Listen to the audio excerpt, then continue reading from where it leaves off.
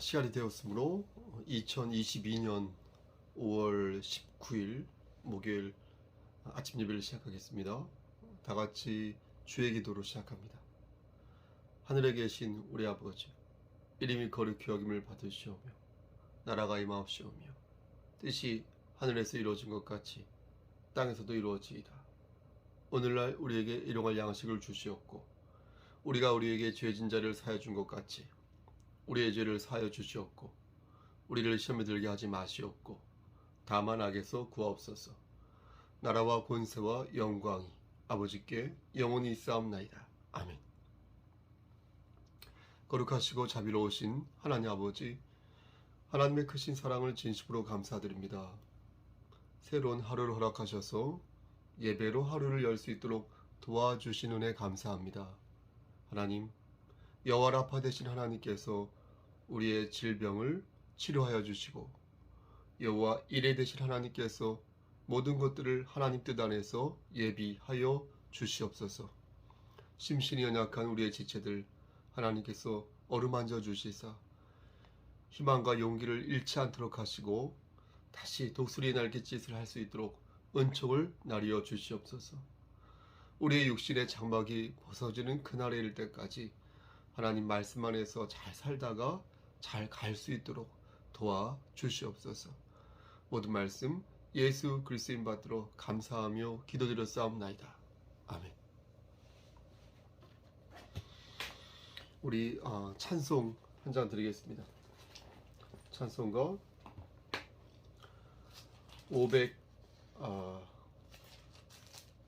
535장 찬송 드리겠습니다. 535장입니다. 주 예수 대문 밖에 535장 주 예수 대문 밖에 기다려 섰으나 단단히 잠가두니 못 들어오시네. 나 주를 믿노라고 그 이름 부르나 문 밖에 세워두니 참나 예수지라. 문 두드리는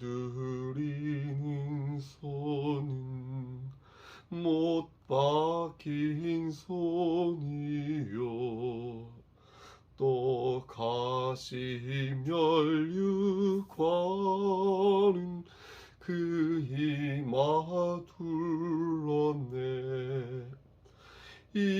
이처럼 기다리심 참 사랑이로다. 문굳게 닫아두니 한없는 내 죄라. 주 예수 간곡하게 권하는 말씀이 내 죄로 죽은 나를 너 박대할소냐. 나 죄를 회개하고 곧 문을 엽니다. 드셔서 좌정하사 떠나지 마소서. 아멘. 하나님 말씀 마태복음 9장 35절에서 38절 말씀입니다. 마태복음 9장 35절에서 38절 신약성경 제 성경으로 14쪽입니다. 35절 봉독합니다.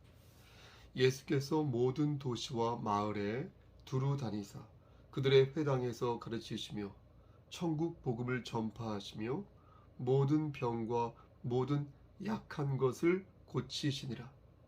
무리를 보시고 불쌍히 여기시니 이는 그들이 목자 없는 양과 같이 고생하며 기진함이라. 이에 제자들에게 이르시되 추수할 것은 많되 일꾼이 적으니 38절 그러므로 추수하는 주인에게 청하여 추수할 일꾼들을 보내주소서 하라 하시니라. 아멘. 하나님, 이 말씀을 들어 사용하여 주시옵소서. 그리고 문득 떠오르는 기도 제목이 있습니다. 하나님, 우리 양장로님, 김미애 권사님 함께 하시사 하나님, 말씀 안에서 간청하는 기도 제목 들어주시옵소서. 그리고 우리 한명자 집사님 함께 하시사 우리 첫째 아들 결혼식을 준비하고 있는데 하나님께서 함께 하셔서 준비하는 과정 속에서 하나님의 사랑을 발견할 수 있도록 도와주시옵소서. 하나님 또한 병원에 입원 중인 고재욱 권사님 함께 하셔서 눈동자처럼 지켜주시옵소서. 우리 수옥산 사모님, 오은순 집사님 함께 하셔서 하나님 딸에서 회복되고 힘낼 수 있도록 은총 내려 주시옵소서. 군사훈련을 준비 중인 우리 정현창 군에게도 함께하여 주시옵소서. 예수 그리스도 이름 받들어 감사하며 기도드렸사옵나이다. 아멘. 말씀으로 은혜 받으시길 바랍니다. 지금 시간은 10시 46분입니다. 수요 예배를 마치고 그리고 숨을 좀 돌린 후에 그 다음에 밥을 먹고 5월 19일이죠. 내일 아침 예배를 미리 영상으로 찍으려고 합니다. 제 시간에 일어나서 영상까지 찍고 편집하는 것은 도저히 불가능하기에 여러 제안 중에 영상 제안이 있었기에 그럴 경우에는 좀 미리 영상을 찍어서 편집한다는 사실을 좀 이해해 주셨으면 좋겠습니다. 말씀으로 들어가겠습니다. 윤리학 용어의 트롤리 딜레마라는 용어가 있습니다. 트롤리가 그 전차의 그 작은 바퀴를 말하지 않습니까? 그런데 거기에 딜레마가 있다는 것입니다. 내용은 이렇습니다.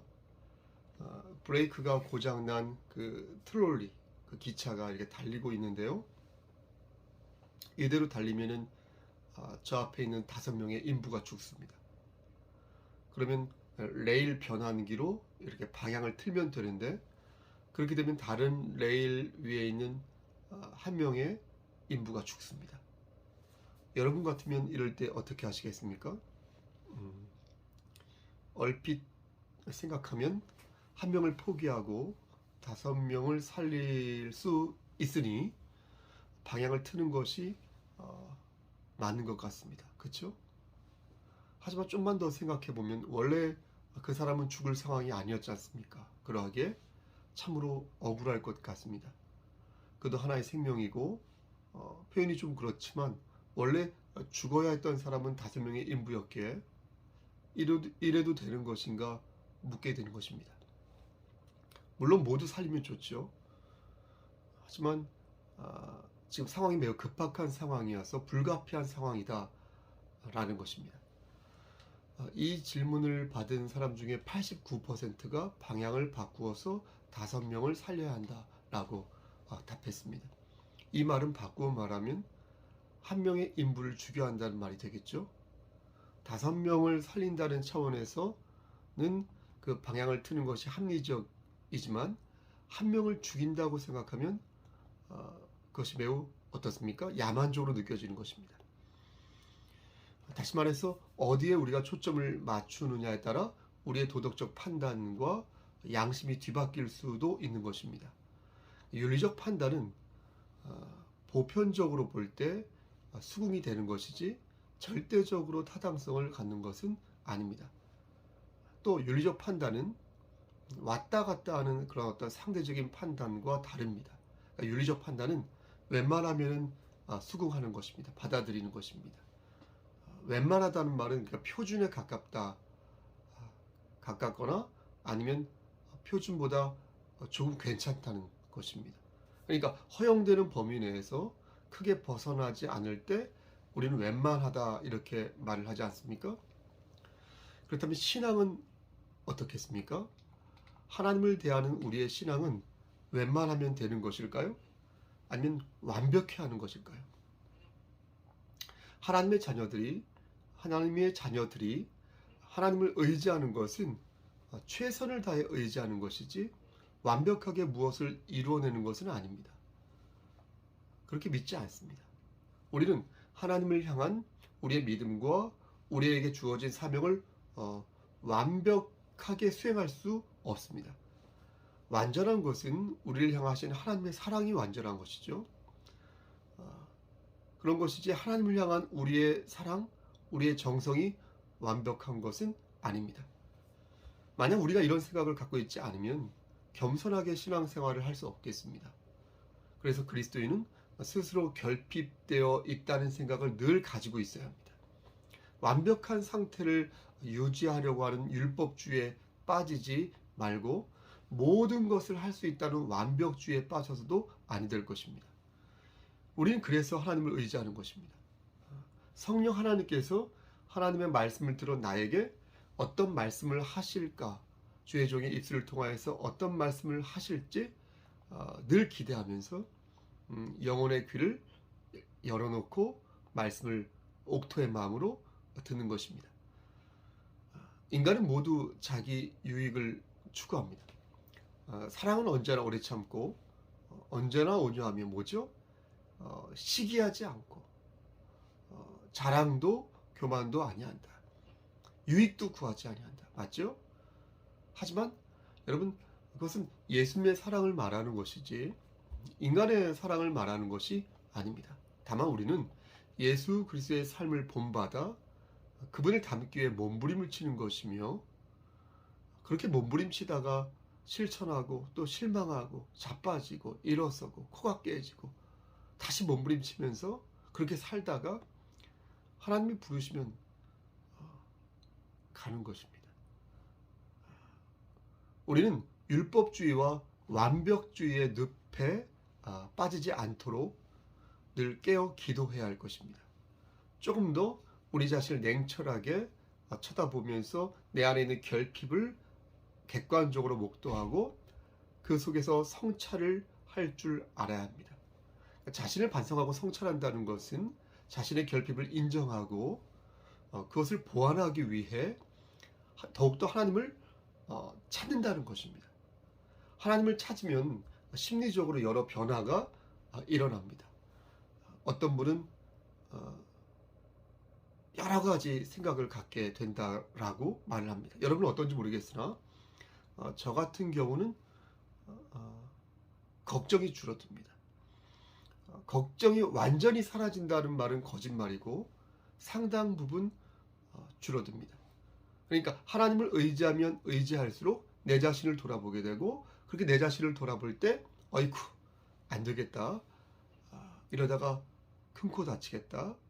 어서 하나님께 나의 교만함을 빌자 라고 하면서 하나님을 다시 찾게 되면서 의지하는 것입니다.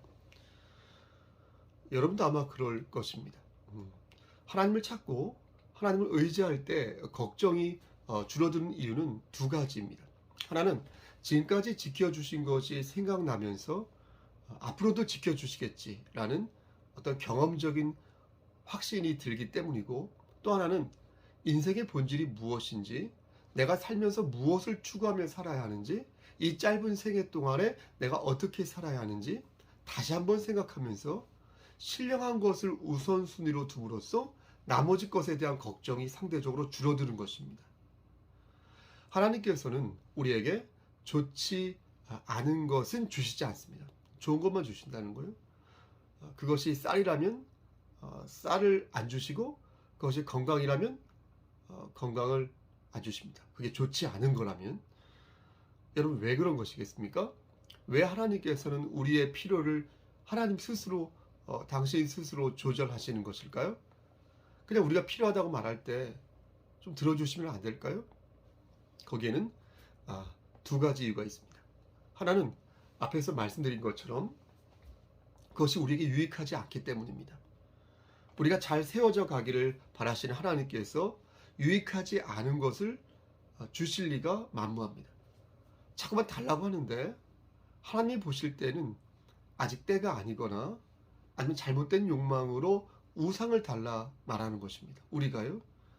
그러면 우리를 사랑하시는 하나님 아버지 입장에서는 우리에게 그것을 주실 수가 없는 것입니다. 우리를 사랑하시니까. 마치 아비가 자식을 사랑하여 그의 일거수일투족을 보시는 것과 같습니다. 그럼 나머지 이유가 무엇일까요? 왜 하나님께서는 우리가 필요하다고 말할 때 왜 안 주시는 것일까요? 그 답이 오늘 본문에 나와 있다는 것입니다. 오늘 본문을 보면 예수님께서 병든 사람들을 이렇게 숱하게 고쳐주시는 그런 장면이 나옵니다. 1절부터 8절까지를 보면 중풍병자를 고치시고요. 그의 죄까지 사하여 주시는 것을 봅니다. 18절부터 22절까지는 혈루증을 앓는 여인을 고쳐주셨고요. 23절부터 25절까지는 죽은 소녀를 살리셨습니다. 30절에서는 눈먼 장님을 고쳐주셨고요. 33절에서는 말을 못하는 사람에게서 귀신을 내어 쫓으셨습니다. 8장 3절에서는 나병 환자를 치료해 주셨고요. 13절에서는 백부장의 하인의 병을 낫게 하셨고요. 14절에서는 베드로의 장모가 열병에서 고침을 받았고요. 16절에서는 아예 떼거리로 몰려와 귀신 들린 자를 말씀으로 내어 쫓으셨습니다.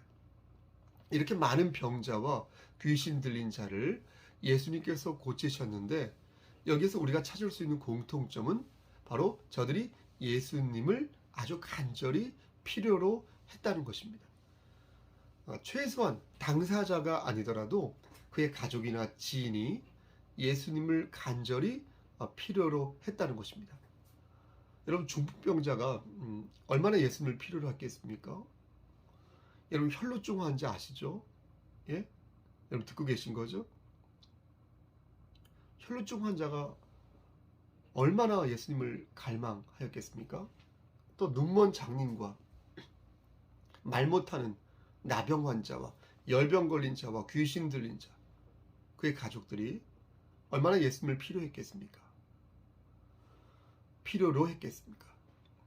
우리는 그 병에 걸린 적이 없어도 충분히 그들의 마음과 상황을 예상해 볼 수 있습니다.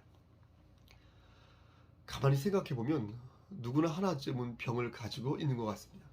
마음의 병까지 생각하면 아마도 2개나 3개는 가지고 있지 않나 싶습니다. 그런데 모든 사람이 다 예수님을 필요로 하는가? 라고 물을 때 그건 아닌 것 같습니다. 여러분 왜 그런 것일까요?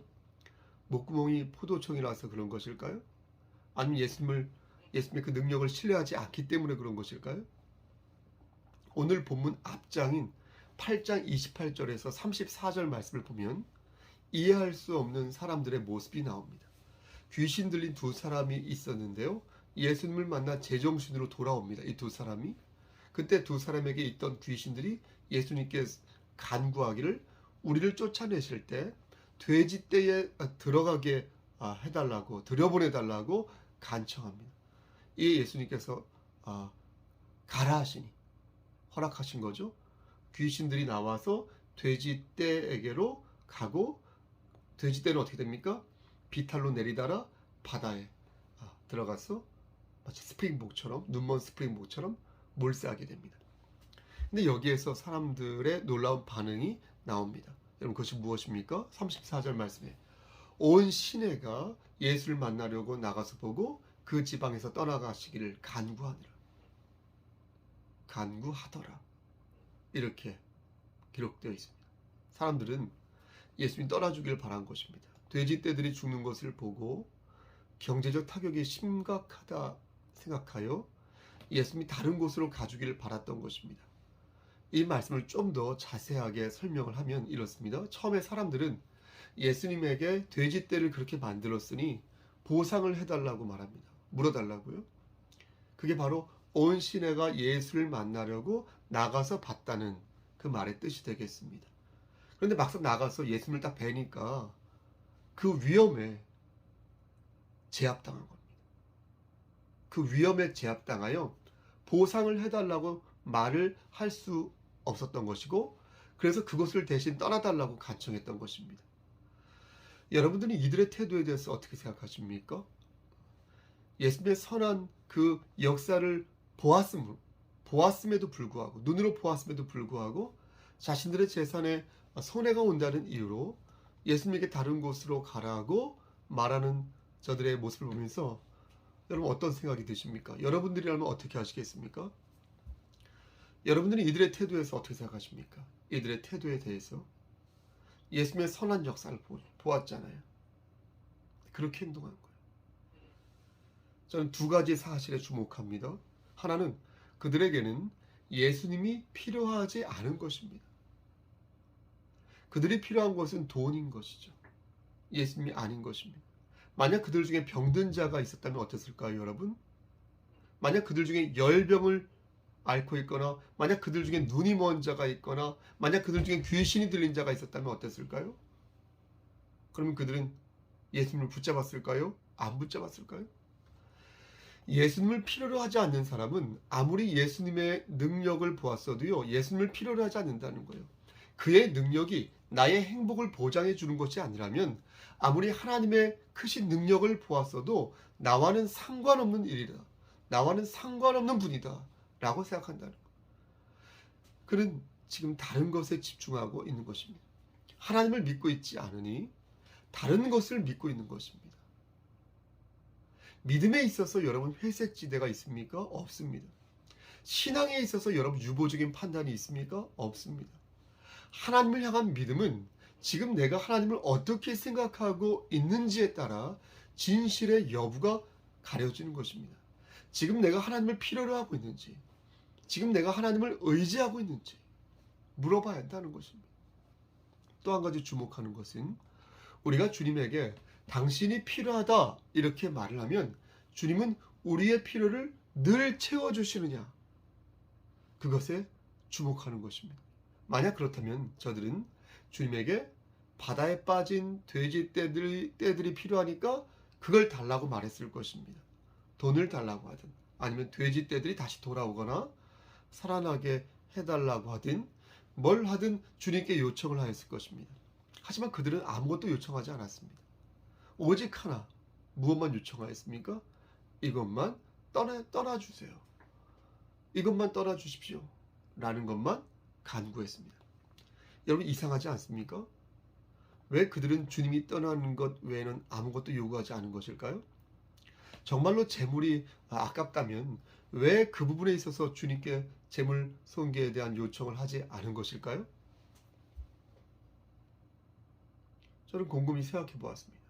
그리고 내린 결론은 그냥 그들은 싫었던 것입니다. 저는 그들이 그냥 예수님을 꼴보기 싫어했다 이렇게 생각합니다. 그냥 싫은 거예요. 그냥 가까이 지내는 게 싫은 겁니다. 보기도 싫은 겁니다. 우리는 우리의 마음을 좀 분석해 볼 필요가 있겠습니다. 나는 하나님의 자녀로서 진정 하나님을 필요로 하고 있는가? 부족한 게 없으니 하나님이 필요 없다. 여러분 이렇게 말하지 마시길 바랍니다. 부족한 게 없다고 말하는 사람은요, 하나님을 앙망하지 않는 자로서요, 그의 마음에 지혜가 없고요, 그의 교만이 하늘을 찌릅니다. 그런 사람입니다. 그러므로 우리가 하나님을 필요로 하지 않는 이유는 여러분 크게 두 가지로 생각해 볼 수 있을 것입니다. 하나는 교만하니까, 또 하나는 내가 너무 배가 불러서.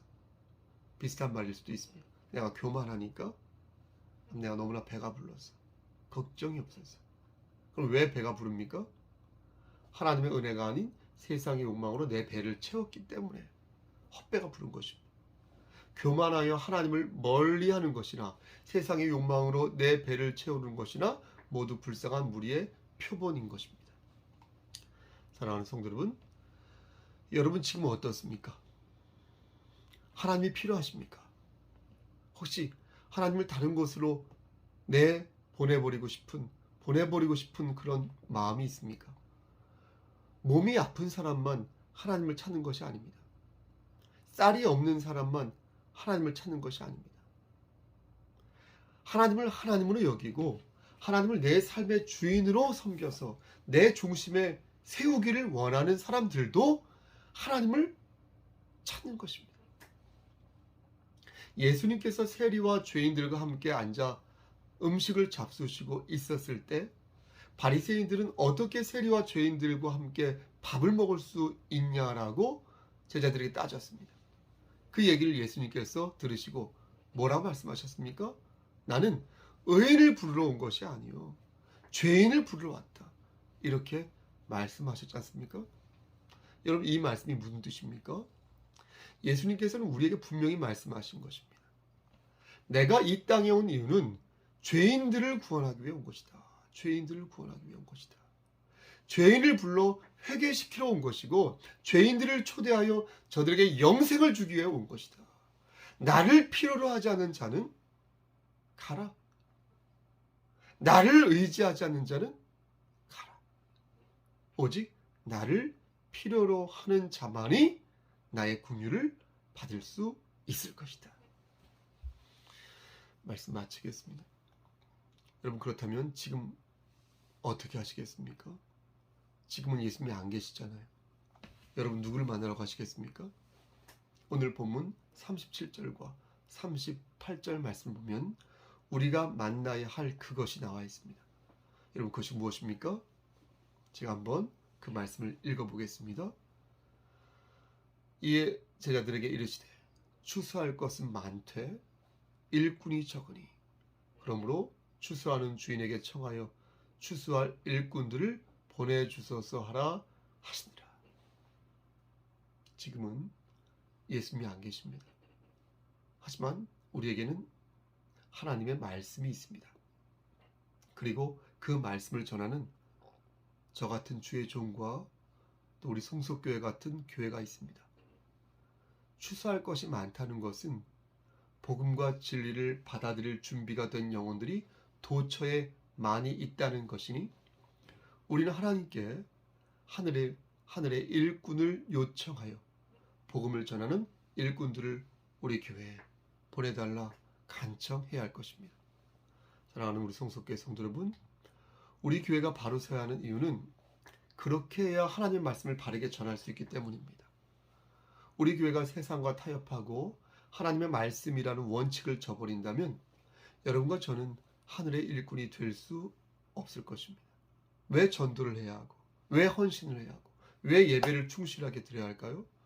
그래야 주께서 원하시는 하늘의 일꾼이 될 수 있고, 그래야 하나님의 은총을 받아 악한 마귀를 물리칠 수 있기 때문인 것입니다. 오늘 말씀의 핵심이 무엇입니까? 오늘 말씀의 핵심은 예수님은 권능의 하나님이시니 우리는 예수 그리스도의 은혜를 사모하여 그 은혜를 세상에 전하는 하늘의 일꾼이 되어야 할 것이다. 이것이 바로 우리가 새겨야 할 오늘 말씀의 핵심이 되겠습니다.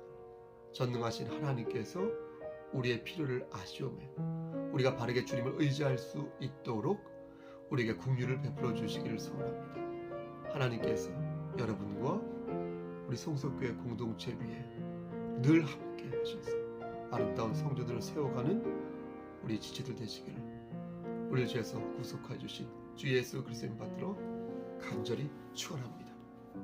아멘.